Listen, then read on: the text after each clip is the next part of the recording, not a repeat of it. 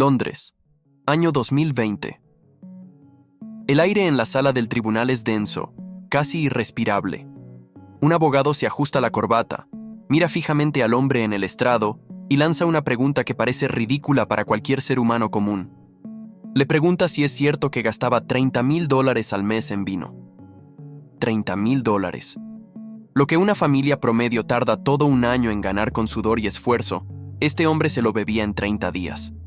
El hombre en el estrado no baja la mirada. No se avergüenza.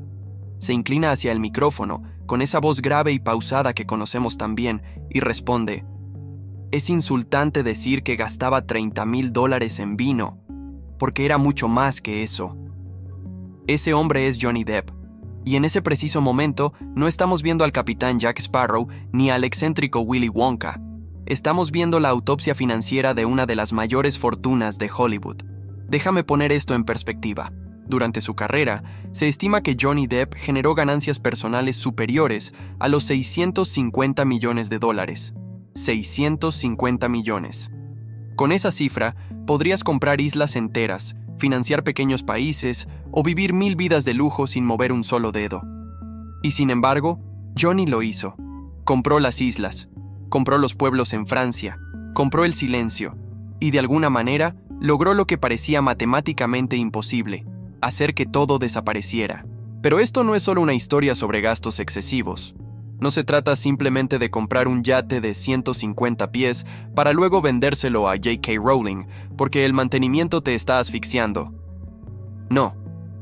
Estamos hablando de un nivel de desapego a la realidad que roza la locura. Estamos hablando de un hombre que pagó $3 millones para construir un cañón hecho a medida, solo para disparar las cenizas de su amigo Hunter S. Thompson hacia la estratosfera, porque un funeral normal era demasiado aburrido.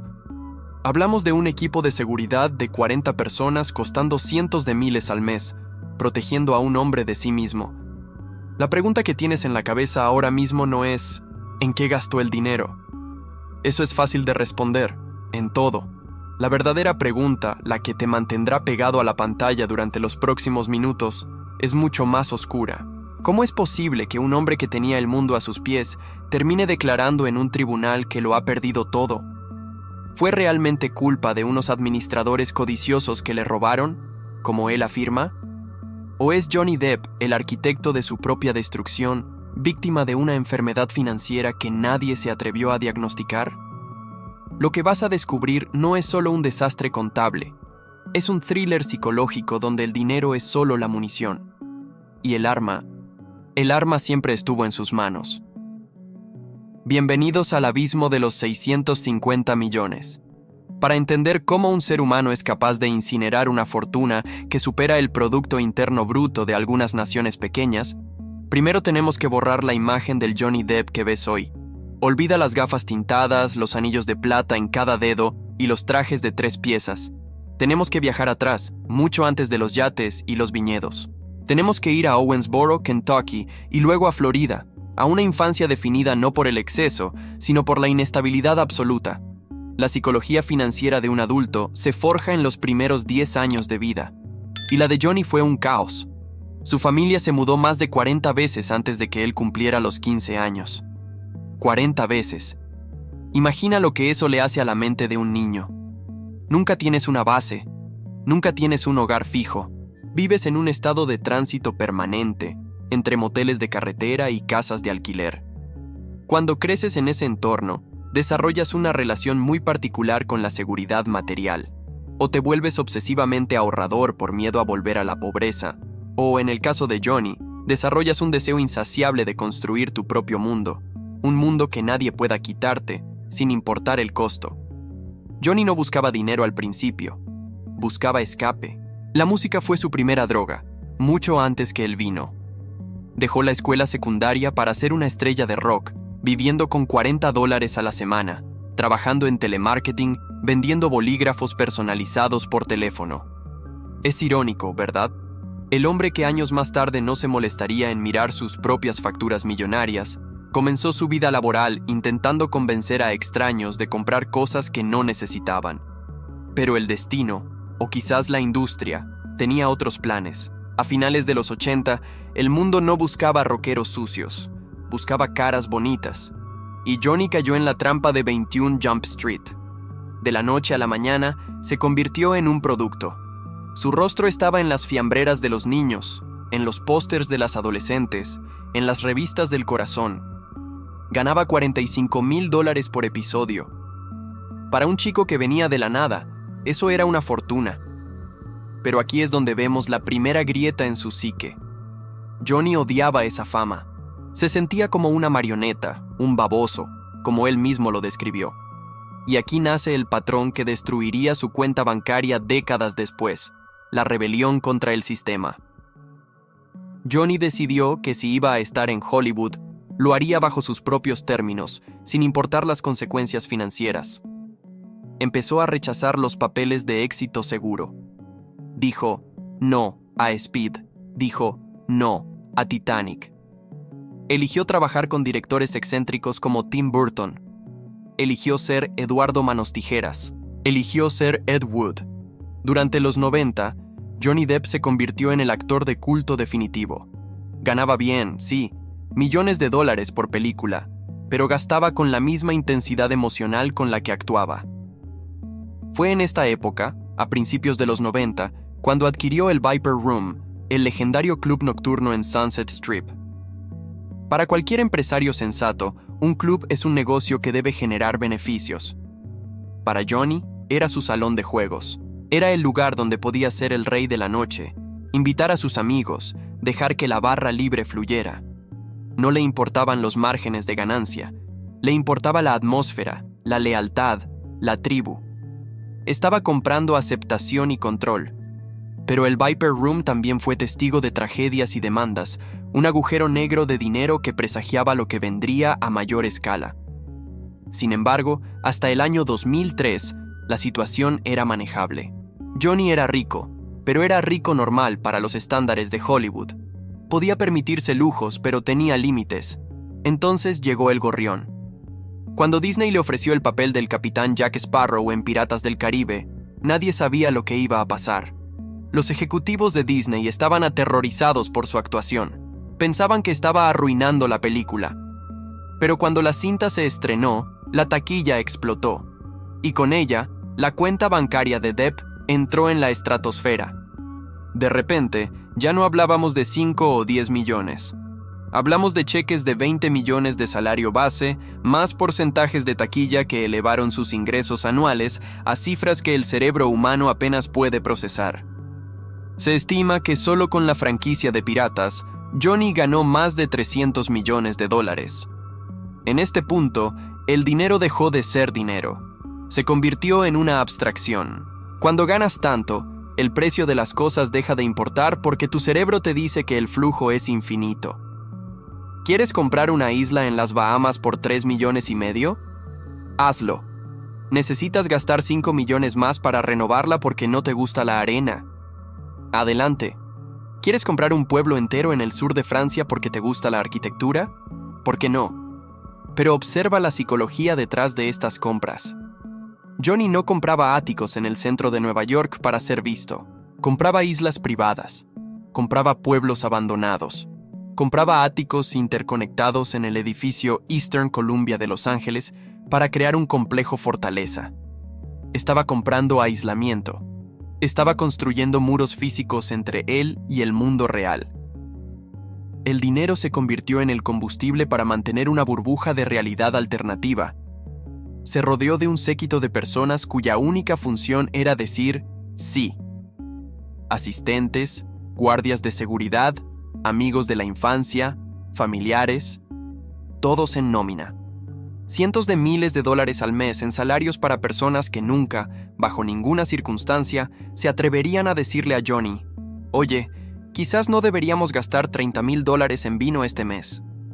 Johnny delegó toda su responsabilidad financiera en una empresa llamada The Management Group, TMG, dirigida por Joel y Robert Mandel. Él no quería saber de impuestos, ni de inversiones, ni de ahorros.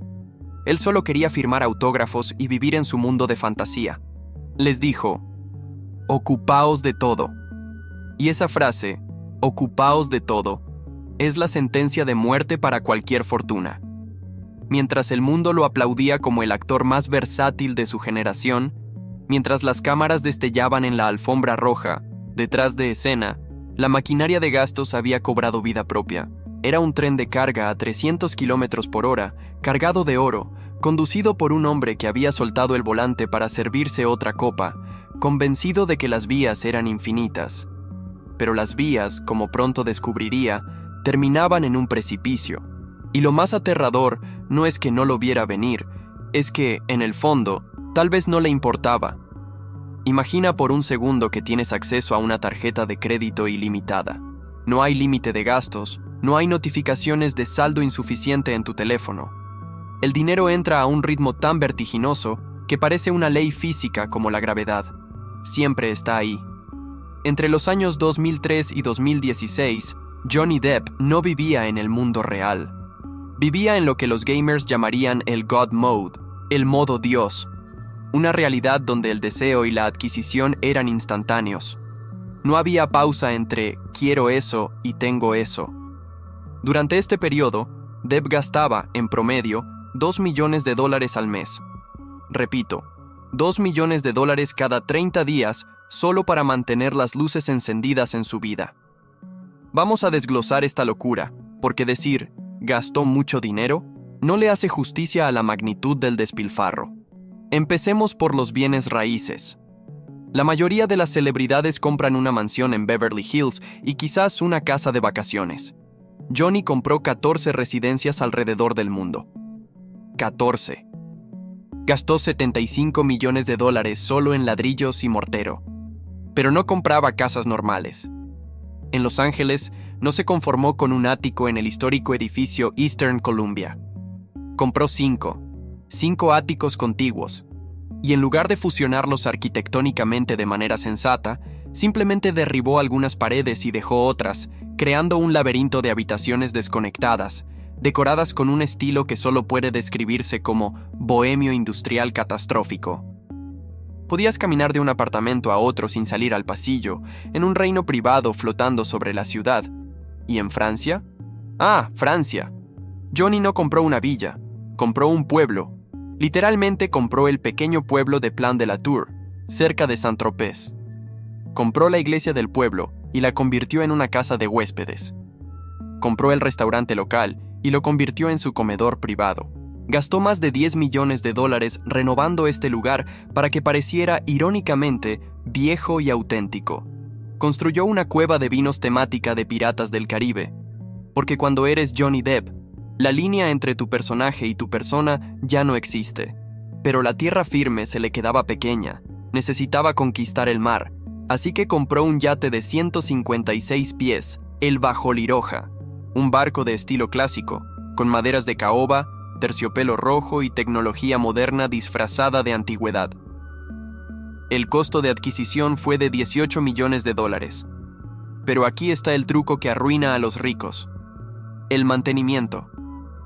Mantener esa bestia flotando, con su tripulación completa, combustible y seguros, le costaba $350,000 al mes. Es decir, $4 millones al año solo para que el barco existiera. Y luego están las cosas. Johnny desarrolló una adicción a coleccionar que rozaba lo patológico. No estamos hablando de un par de cuadros, estamos hablando de 200 obras de arte originales. Basquiat, Warhol, Modigliani. Obras maestras apiladas en almacenes. Compró 70 guitarras de colección. Compró 45 coches de lujo. Tenía tantos objetos que necesitaba pagar 12 instalaciones de almacenamiento diferentes solo para guardar las cosas que no cabían en sus 14 casas. Gastaba dinero para guardar cosas que nunca veía. Para gestionar este imperio del caos, Johnny tenía una nómina de 40 empleados a tiempo completo. 40 personas, asistentes, cocineros, jardineros y, sobre todo, seguridad. La seguridad era una obsesión. Gastaba $150,000 al mes en guardaespaldas para él y su familia, 24 horas al día, 7 días a la semana, protegiéndolo no solo de los fanáticos, sino de la realidad misma.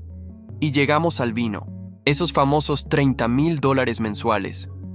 Pero no imagines a Johnny yendo a la licorería de la esquina. Estamos hablando de vinos exclusivos, traídos en jets privados desde cualquier parte del mundo hasta el set de rodaje donde él estuviera.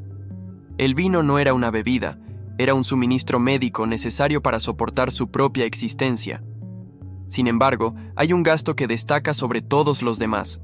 Un gasto que define perfectamente la desconexión total de Johnny con el valor del dinero. Ocurrió en 2005, cuando murió su ídolo y amigo, el escritor Hunter S. Thompson. Hunter había dicho una vez, medio en broma, que quería que sus cenizas fueran disparadas desde un cañón. Cualquier amigo normal habría organizado una bonita ceremonia. Johnny Depp no. Johnny contrató ingenieros. Mandó construir un cañón de 47 metros de altura, más alto que la Estatua de la Libertad, en forma de un puño gigante con 2 pulgares sosteniendo un botón de peyote, el símbolo del periodismo gonzo. ¿El costo de este funeral explosivo? $3 millones. $3 millones para convertir las cenizas de un amigo en una nube de humo que duró unos segundos en el cielo de Colorado. Cuando le preguntaron por qué gastó tanto, Johnny simplemente dijo que era lo que Hunter hubiera querido. Y quizás tenga razón, pero financieramente fue el equivalente a prenderle fuego a una montaña de billetes mientras te ríes. En este punto, Johnny Depp no era un actor, era una corporación multinacional con una sola fuente de ingresos, su cara. Y esa corporación estaba sangrando dinero por miles de heridas abiertas. Sus administradores, TMG, veían los números en rojo. Veían que a pesar de los cheques de 20 millones de Disney, el dinero salía más rápido de lo que entraba. Le advirtieron, le enviaron correos electrónicos, le dijeron: Johnny, tienes que vender el barco. Johnny, tienes que dejar de volar en privado. ¿Y cuál fue su respuesta? Despedirlos. Porque en el God Mode, no escuchas a los mortales que te hablan de presupuestos. En el God Mode, simplemente asumes que el mañana traerá otro cofre del tesoro. Pero lo que Johnny no sabía era que los cofres del tesoro se estaban acabando y que los piratas que venían a saquearlo no estaban en el mar, sino sentados en su propia mesa de conferencias. La gravedad es una fuerza implacable. Puedes desafiarla durante un tiempo, puedes construir cohetes, puedes saltar desde aviones, puedes disparar cenizas al espacio, pero al final, todo lo que sube tiene que bajar. Y para Johnny Depp, la caída no comenzó con un estruendo, sino con un silencio. El silencio aterrador de una llamada telefónica que nadie quiere recibir. Estamos en el año 2016. El mundo exterior todavía ve a Johnny como el rey de Hollywood. Pero dentro de las oficinas de The Management Group, las luces de alarma estaban parpadeando en rojo furioso. La liquidez de Johnny se había secado. A pesar de haber ingresado $650 millones en su carrera, no tenía suficiente efectivo para cubrir sus gastos mensuales de $2 millones. Aquí es donde ocurre el punto de inflexión, el error fatal, y no fue gastar el dinero. El error fatal fue la arrogancia. Cuando sus administradores, los hermanos Mandel, le dijeron: Johnny, tienes que vender el pueblo en Francia, tienes que vender el yate, estamos en números rojos. Johnny tuvo 2 opciones. La opción A era la sensata: aceptar la realidad, reducir su estilo de vida, vender algunos activos y estabilizar el barco. La opción B era la del ego: negar la realidad y atacar al mensajero. Johnny eligió la opción B, y lo hizo de la manera más catastrófica posible. En lugar de ajustar su presupuesto, Johnny Depp demandó a sus propios administradores por $25 millones. Los acusó de fraude, de negligencia, de gestionar mal su fortuna y de tomar préstamos sin su permiso. En su mente, él era la víctima.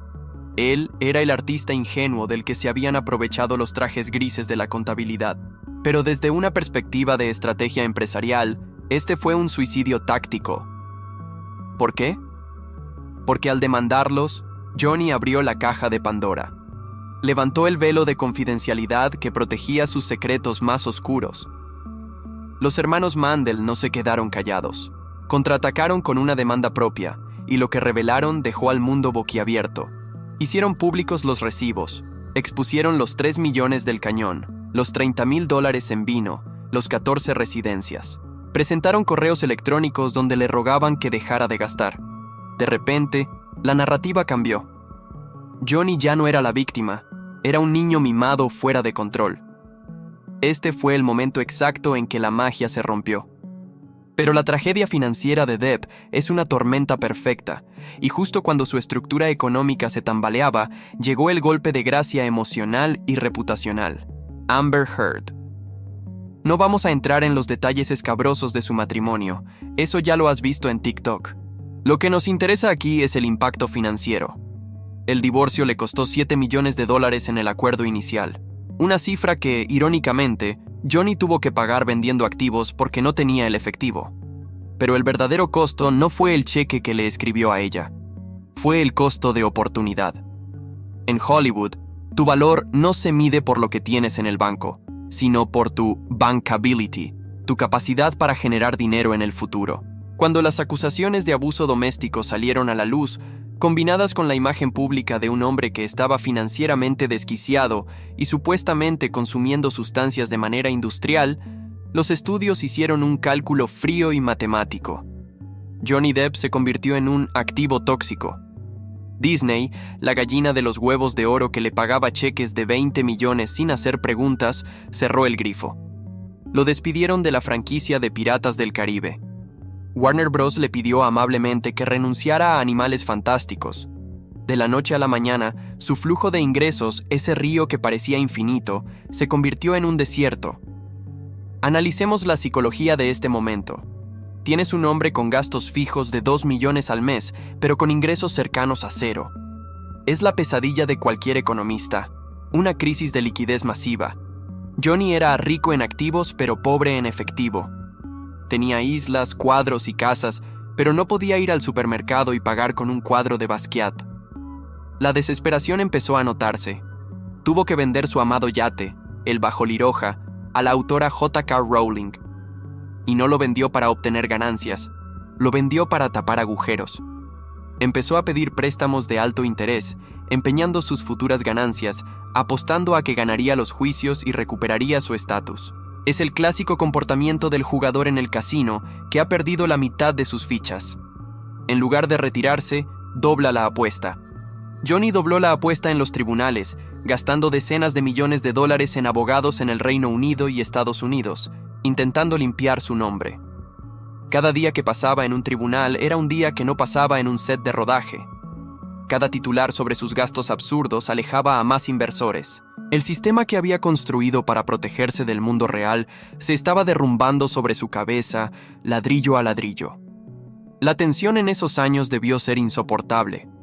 Imagina estar sentado en una de tus 5 mansiones, rodeado de arte millonario y guardias de seguridad, sabiendo que no tienes dinero para pagarles la próxima semana. Sabes que el mundo entero se está riendo de tus gastos en vino.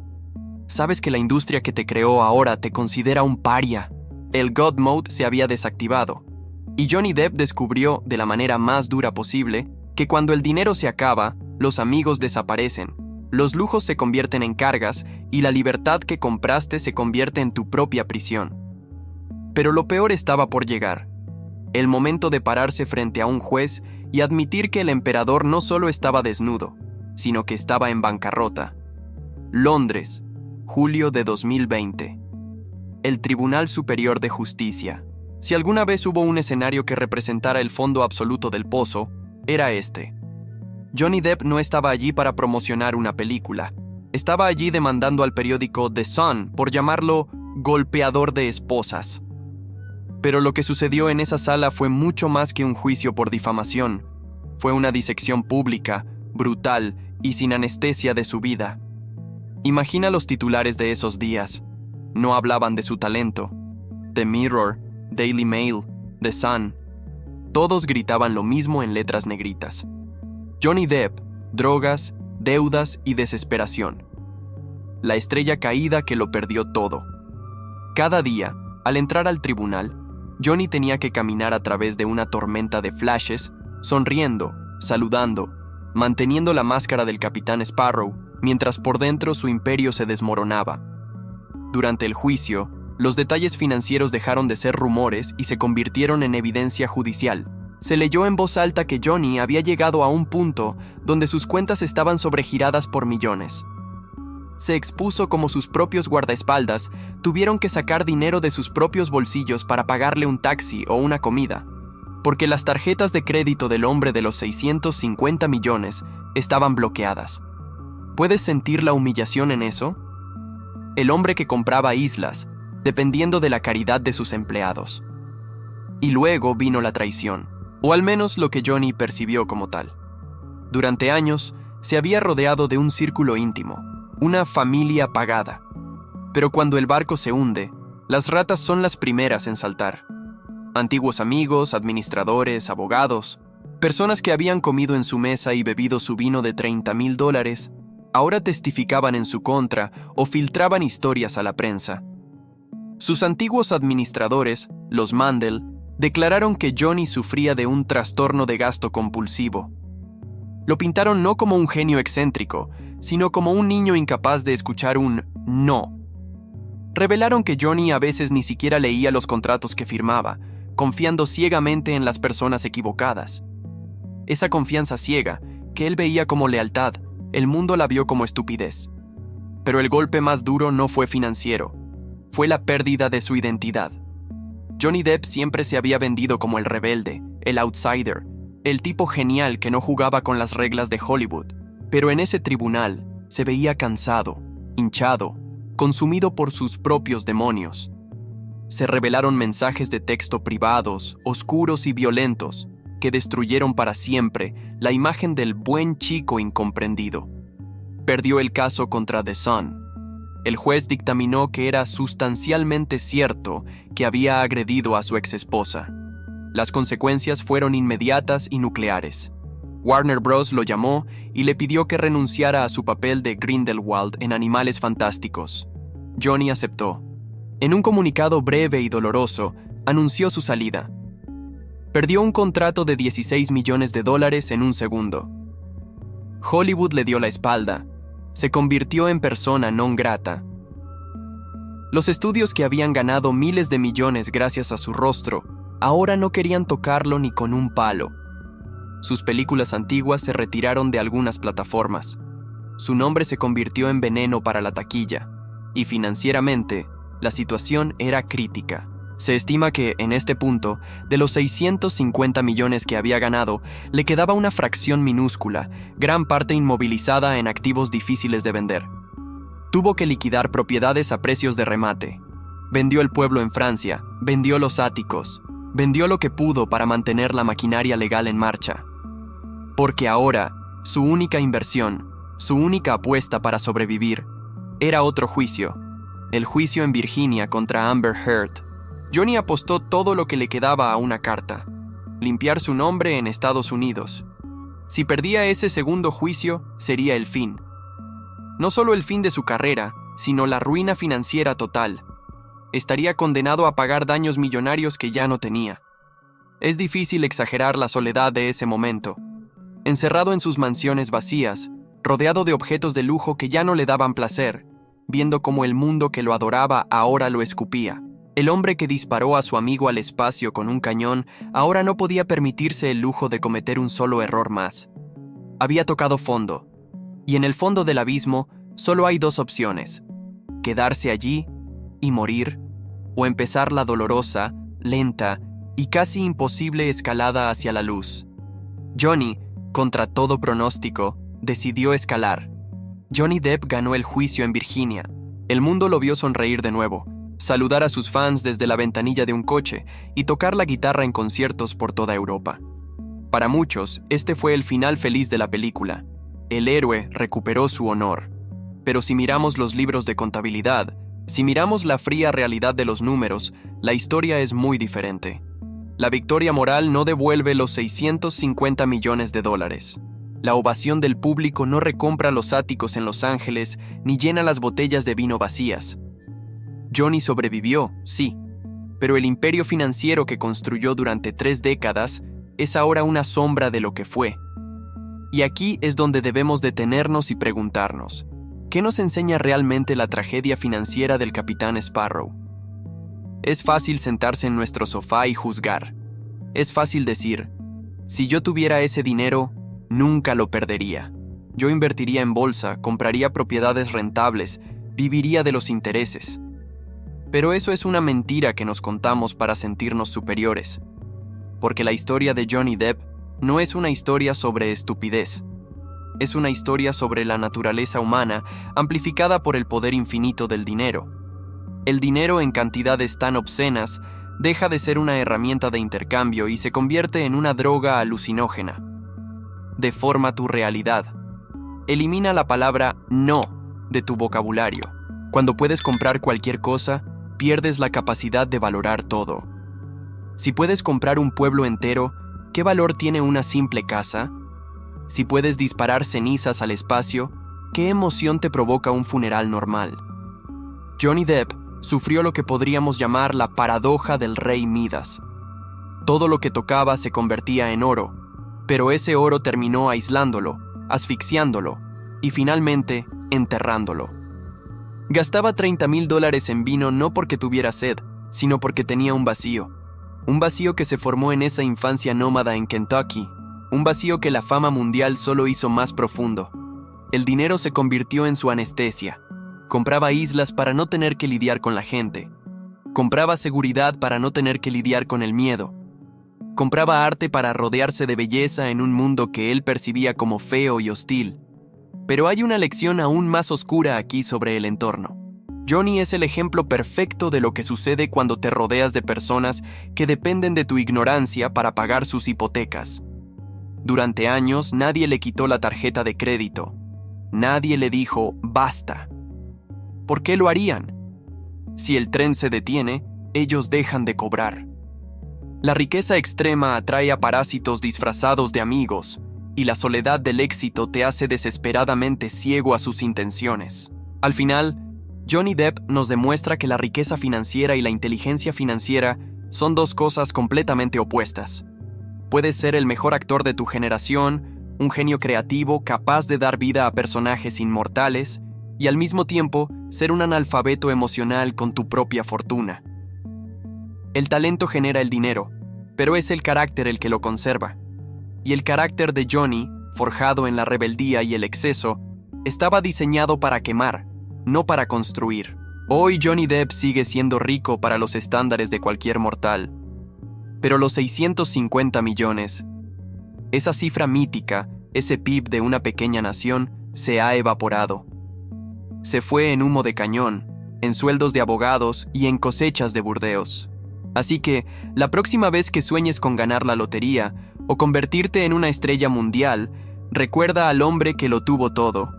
Recuerda que el dinero solo es un amplificador de lo que ya eres. Si eres feliz, serás más feliz. Si estás roto, el dinero solo financiará tu propia destrucción a una escala épica. Volvamos a esa frase del principio, en el tribunal. Cuando le preguntaron por los $30,000 en vino, y él dijo que era insultante porque gastaba mucho más. En ese momento, Johnny no estaba siendo arrogante, estaba siendo trágicamente honesto. Estaba admitiendo que el precio de su paz mental era infinito y que estaba dispuesto a pagar hasta el último centavo para intentar comprarla, aunque nunca lo lograra. La historia de Johnny Depp es una advertencia escrita con tinta dorada. Nos recuerda que puedes conquistar el mundo. Puedes ser el pirata más temido de los 7 mares. Puedes tener el amor de millones. Pero si no eres el capitán de tu propia mente, tu barco, inevitablemente, terminará en el fondo del océano. Porque al final del día, no importa cuántos millones tengas en el banco, lo único que realmente posees es aquello que el dinero no puede comprar, y aquello que el dinero, paradójicamente, te puede arrebatar.